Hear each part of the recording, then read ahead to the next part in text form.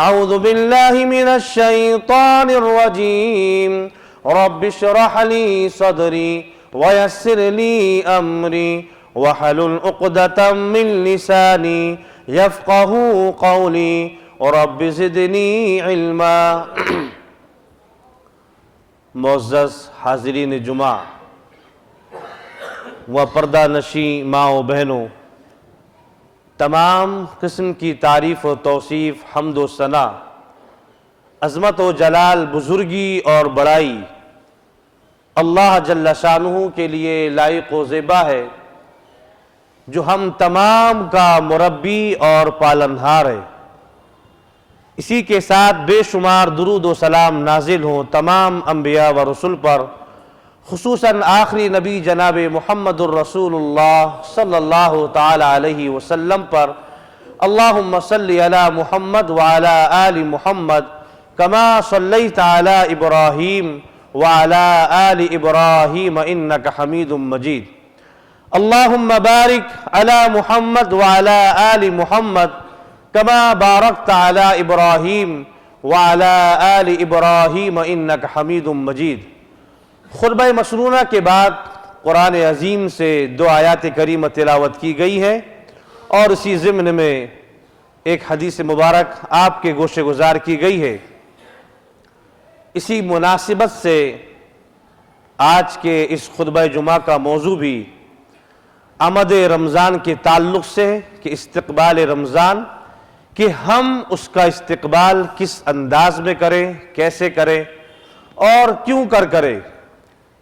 جیسا کہ ہم جان رہے ہیں اللہ جل شانہ کا ہم تمام کے اوپر بے پناہ فضل و احسان ہے کہ وہ ہم تمام کو ایک بار پھر یہ خوشی، یہ مسرت، یہ عظیم موقع فراہم کر رہا ہے کہ ہم تمام ایک بار پھر اس عظیم نعمت کو حاصل کریں، اس عظیم نعمت کو حاصل کرنے کے ساتھ ساتھ اپنے آپ کی اصلاح کرے، کیونکہ یہ جو موقع ہے جو چند ایام تقریباً 2 یا 3 روز کے بعد میں انشاءاللہ العزیز، یا تقریباً 4 یا 5 دن کے بعد میں ہم تمام اس دائرے کے اندر داخل ہو جائیں گے،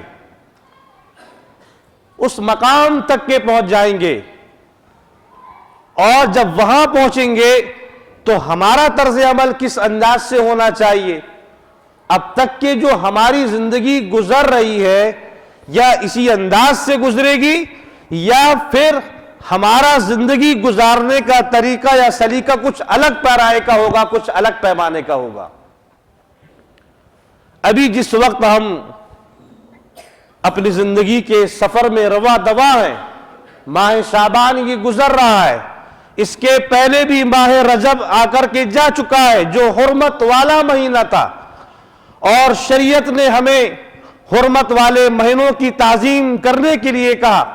حقیقت میں تمام کے تمام مہینے حرمت والے، ہمیں ان تمام مہینوں کی عظمت کا پاس و لحاظ رکھنا ہے، اور اس کے بعد میں جو آنے والے مہینے وہ بھی حرمت والے ہی مہینے ہیں، ان میں بدرجہ اولا ہمیں ان کی عظمت کا پاس و لحاظ رکھنا ہے، خصوصاً یہ رمضان المبارک جس کی آمد کا ہم اور آپ انتظار کر رہے۔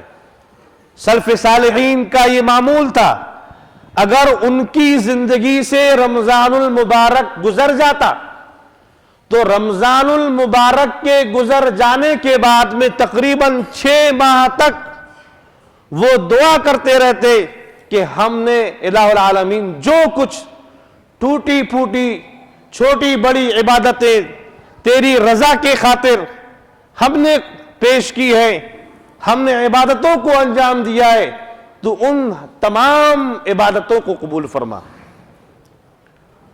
اور جب رمضان کی آمد ہوتی، رمضان آنے والا ہوتا، تو اس کی آمد سے 6 مہینہ قبل سلف صالحین اس بات کی دعا کرتے، اس بات کی تمنا کرتے کہ رمضان المبارک الہ العالمین تو ہم تمام کو، ہم کو اس تک کے پہنچا دے تاکہ ہم اس کی سعادت کو حاصل کر لیں، اس کے فیوز و برکات کو حاصل کر لیں۔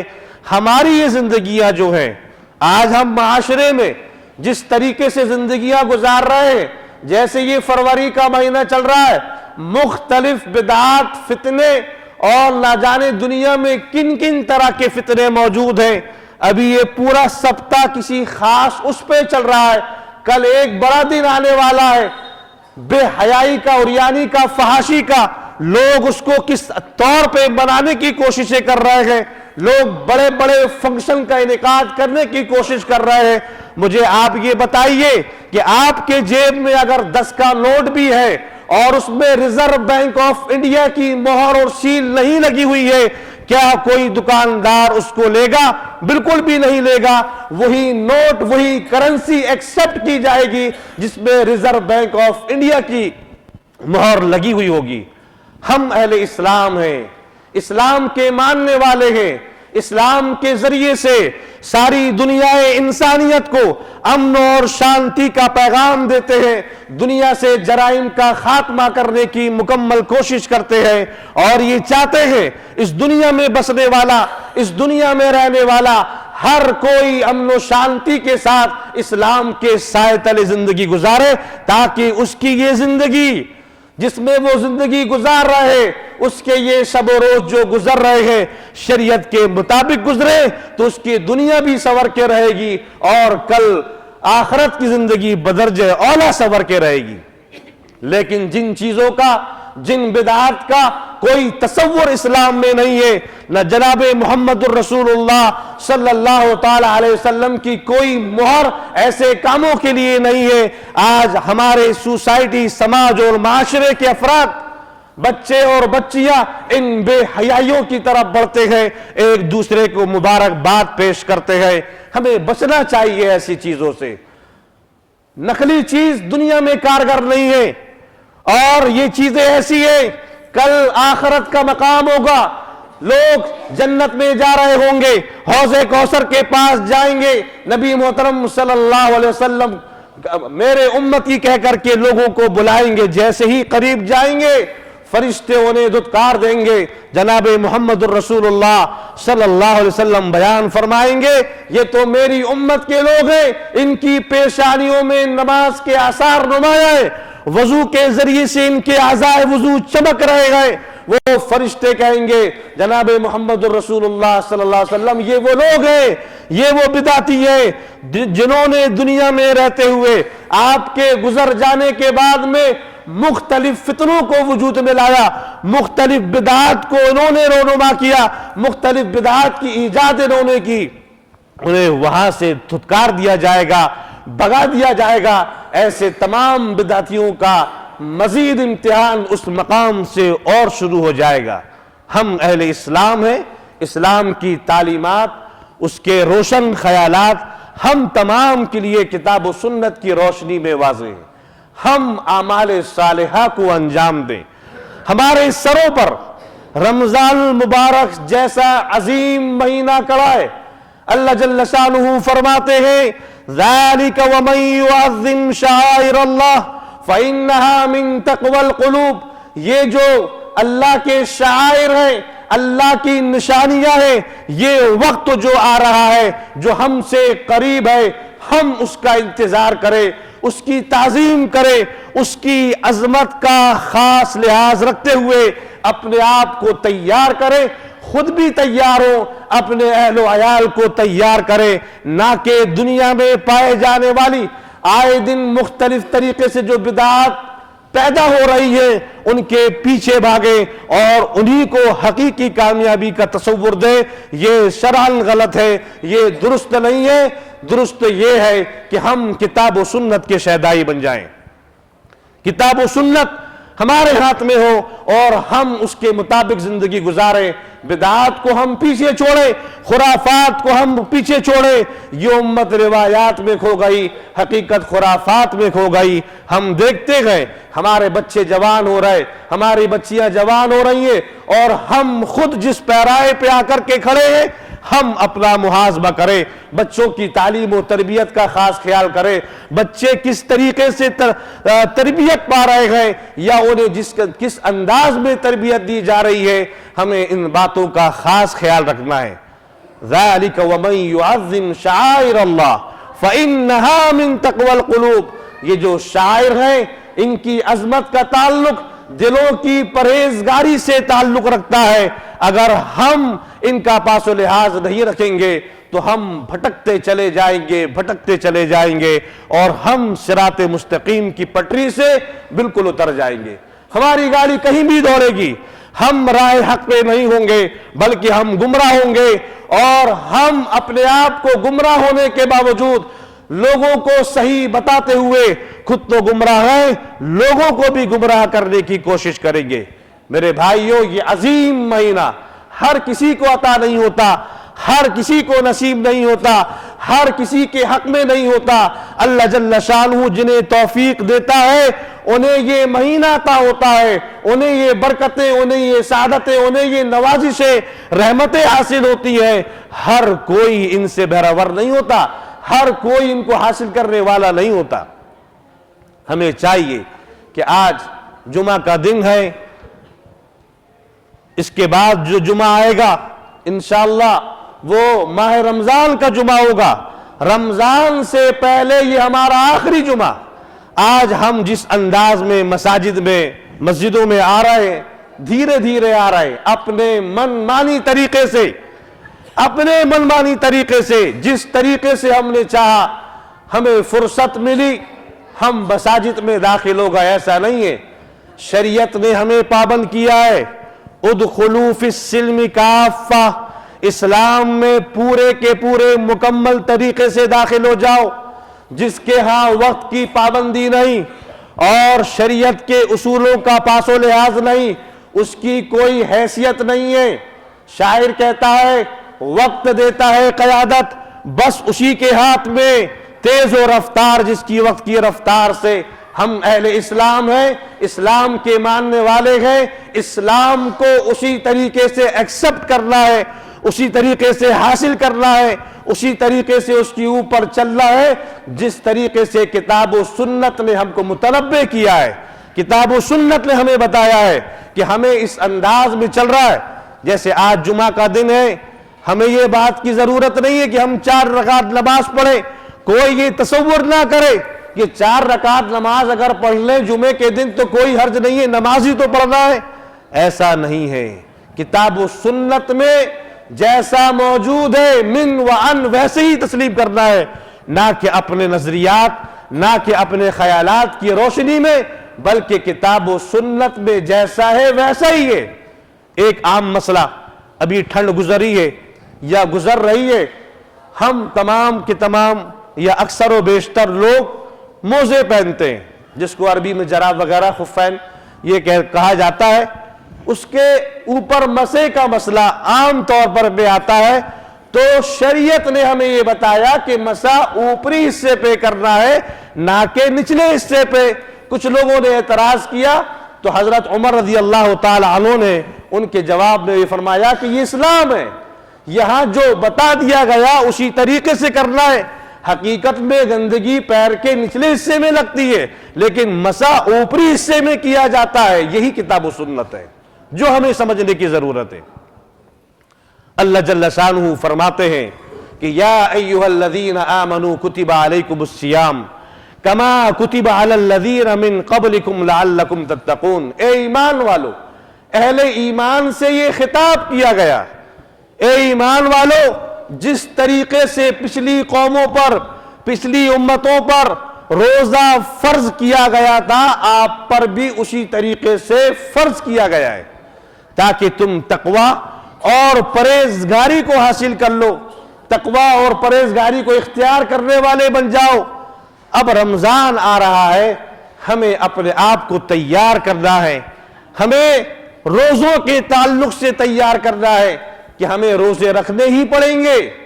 ہر بالغ کو روزہ رکھنا ہی ہے، چاہے وہ کسی انداز میں زندگی گزارتا ہو، یا جو لوگ بہت زیادہ بیمار ہیں مجبور ہیں، لاچار ہیں، مسافر کی حیثیت سے گئے، انہیں کچھ تخفیف کی گئی ہے، ان کے مسائل الگ ہیں، لیکن جو لوگ صحت مند ہیں، تندرست ہیں، انہیں چاہیے کہ وہ رمضان المبارک میں روزوں کا خاص اہتمام کریں۔ رمضان المبارک آنے کے بعد میں وہ عام انسانوں کی طرح، عام دنوں کی طرح کھاتے پیتے ہوئے گھومتے پھرتے نظر نہ آئیں، ہوٹلوں میں، چوک چوراہوں میں نظر نہ آئیں، تاکہ ان کے جو روزے دار بھائی یہ انہیں دیکھ کر کے انہیں تکلیف ہو۔ اور یہ مہینہ جو پورا کا پورا مہینہ جب آتا ہے، ساری دنیائے انسانیت میں اس مہینے کے ذریعے سے امن و شانتی کا پیغام دیا جاتا ہے، دنیا کو بتایا جاتا ہے اسلام وہ مذہب ہے جو دنیا میں امن و شانتی کو قائم کرنا چاہتا ہے، دنیا کے اندر اخوت و بھائی چارگی کی مثال پیش کرنا چاہتا ہے، دنیا سے لڑائی جھگڑا، فتنہ اور فساد کو ختم کرنا چاہتا ہے۔ اسلام وہ مذہب ہے جو رمضان کی آمد کے ساتھ ساتھ اپنے بھائیوں کے درمیان معاملات کو استوار کرنا چاہتا ہے، لوگوں کے لین دین کو درست کرنا چاہتا ہے، لوگوں کی اخلاقی تربیت کرنا چاہتا ہے، لوگوں کی جسمانی تربیت کرنا چاہتا ہے، لوگوں کو بیماریوں سے دور کرنا چاہتا ہے۔ تمام طرح کی نعمتیں نوازشیں اس مہینہ، اس مبارک مہینے میں نازل ہوتی ہیں۔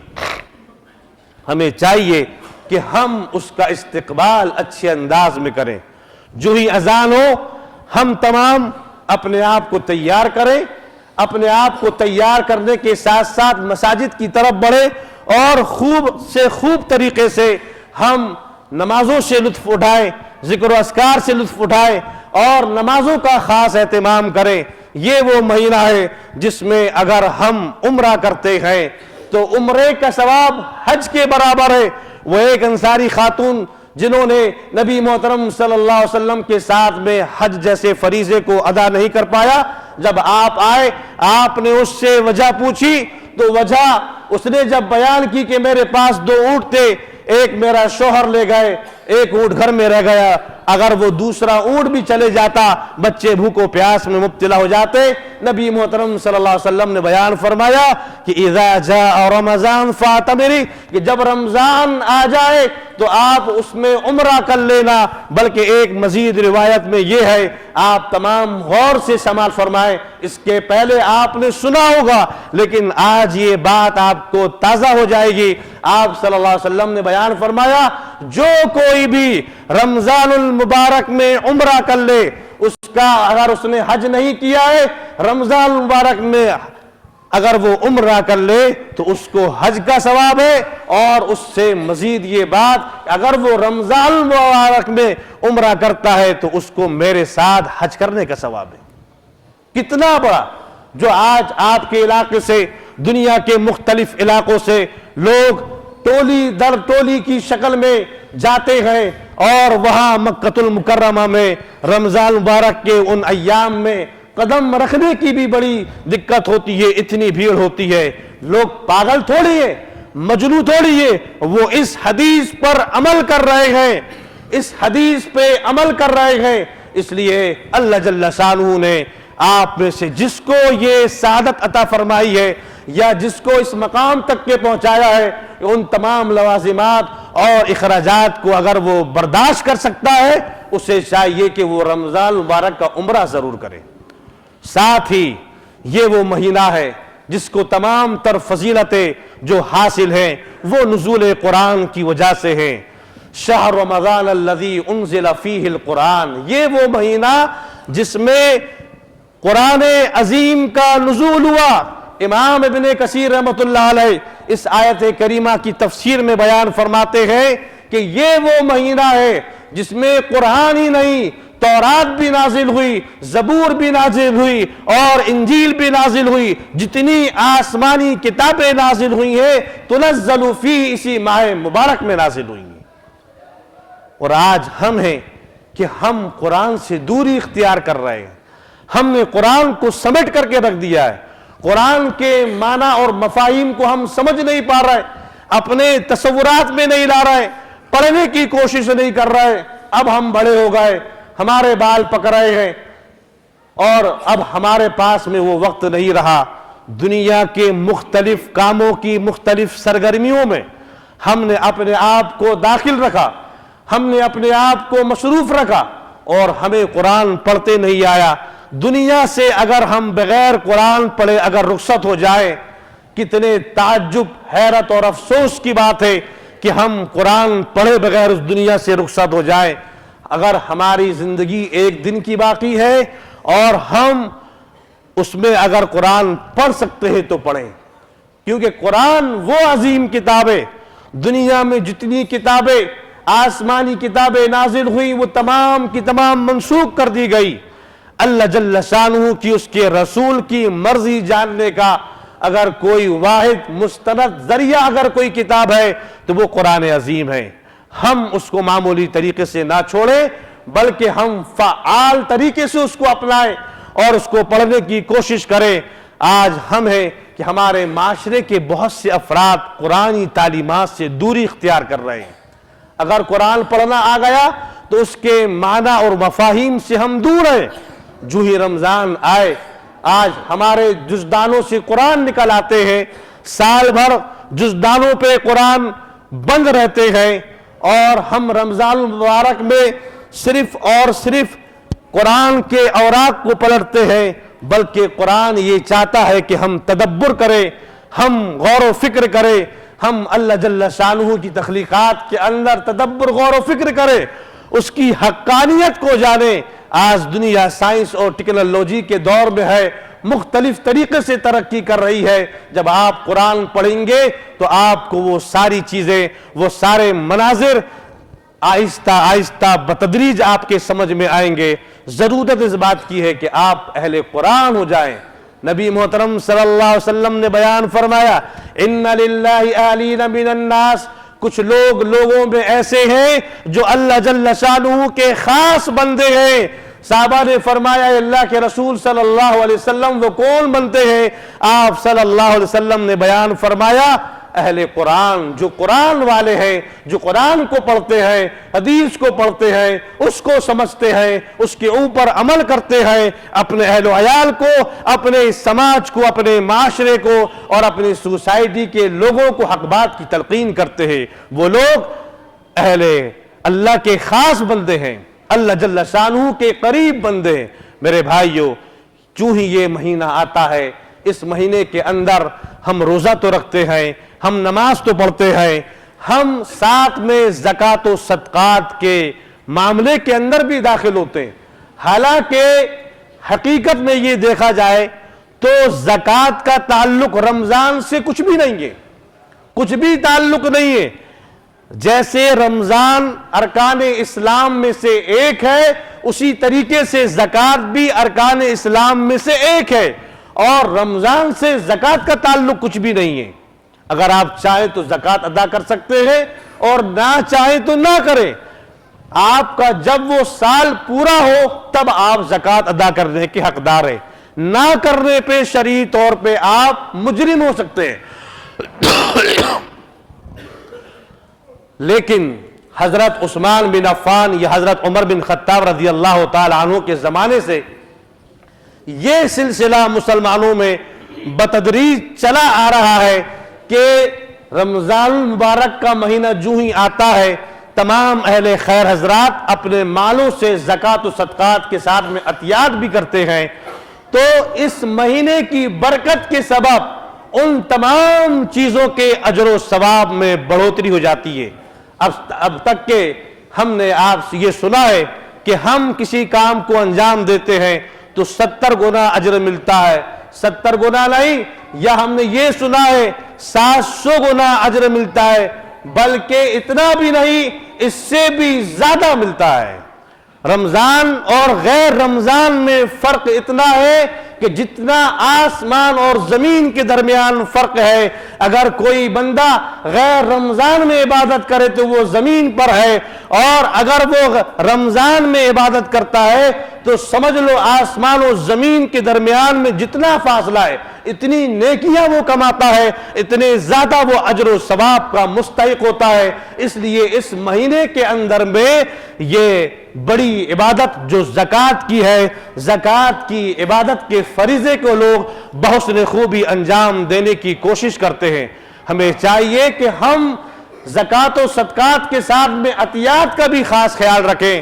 رمضان مبارک میں بہت سے سفراء کرام آپ کے پاس میں آتے ہیں، آپ ان کا حق ادا کرتے ہیں۔ یہ اللہ کے فرشتے ہوتے ہیں جو آپ سے اپنا مال صحیح راہوں میں خرچ کرنے کے لیے آتے ہیں، آپ سے سوال کرتے ہیں، اور ہر کوئی نہیں دیتا، دیتا وہی ہے جس کو میرا اور آپ کا رب توفیق دے، وہ دیتا ہے۔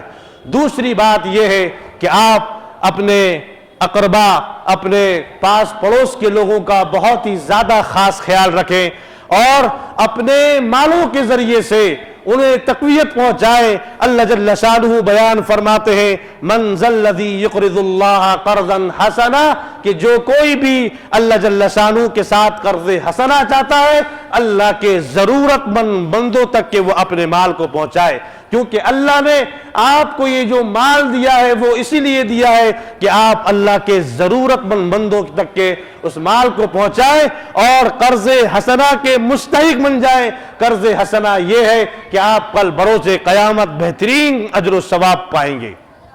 یہ دنیا تو گزر جائے گی، جو ہی وقت آتا ہے لوگ گزرتے چلے جاتے ہیں، لیکن قرض حسنہ اگر دیتے گئے تو کل اس کا اجر عظیم انشاءاللہ اللہ جل شانہ کے آپ کو ملنے والا ہے۔ آج جب رمضان آ جاتا ہے، رمضان کی وہ خوشیاں آ جاتی ہیں تو ہم تمام اپنے آپ کو اس میں داخل کر لیتے ہیں۔ رمضان کا مہینہ جو آتا ہے وہ عبادتوں کا مہینہ ہے، وہ پکوان کا اور لہو لعب کا مہینہ نہیں ہے۔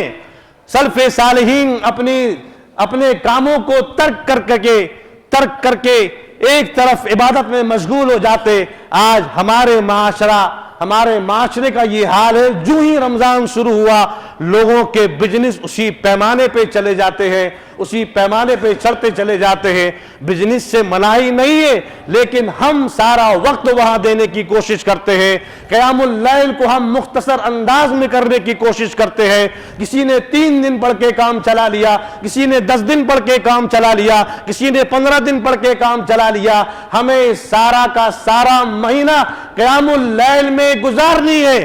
آپ کو معلوم ہے یہ جو 5 وقتہ نمازوں کے لیے آپ حاضر ہیں، یا جو آپ 5 وقتہ نمازیں روزانہ پڑھتے ہیں، یہ نبوت و رسالت کا فریضہ عائد ہونے کے بعد تقریباً 10 سال کے بعد میں یہ 5 وقت نمازیں آپ صلی اللہ علیہ وسلم کو اور آپ کی امت کے اوپر فرض کی گئی تھی۔ لیکن قیام اللیل جو ہی پہلی ولی آئی، پہلی وحی کے آنے کے بعد میں دوسری وحی جیسے آئی، یا ایھا المزمل قم اللیل الا قلیلا، یہ 5 وقتہ نمازیں نہیں تھی۔ اگر کوئی نماز تھی اللہ جل شانہ نے جو آپ کے اوپر جو فرض کی تھی وہ تراویح، قیام اللیل و تہجد کی نماز تھی۔